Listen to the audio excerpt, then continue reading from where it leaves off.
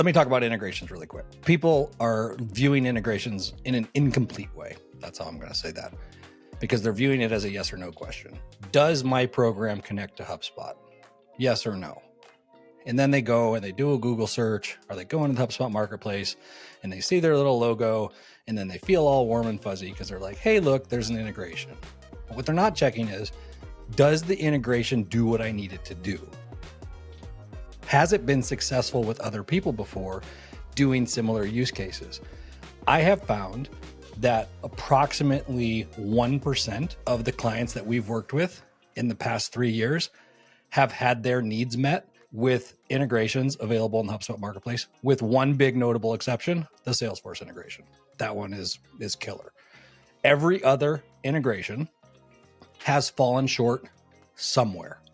Now, I'm not saying that they can't like trim their scope or whatever, but people just ask, growth specialists at HubSpot, hey, does this have an integration? Growth specialists, they're trying their best. They don't do integration work. So like, they're not integration specialists here. And they go, yeah, there's an integration, and they share it. And the customer's like, that's great. But what the customer is thinking is like, all these things that I'm in my mind are now yeses. Yes, there's an integration. Therefore, everything that I'm imagining is also a yes. And that is dangerous.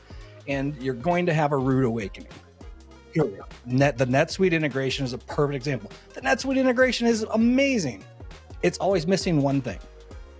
So I tell customers that, native integrations, especially with data sync, they're great. They do 5 things. They don't do 6. Period.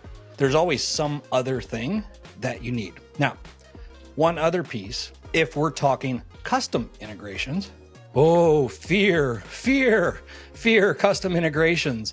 And it's usually because at some point in the past, somebody that's on the team had a bad experience because they hired some dude that did something and then nobody knew how it worked and it broke, and they just lump everything into custom.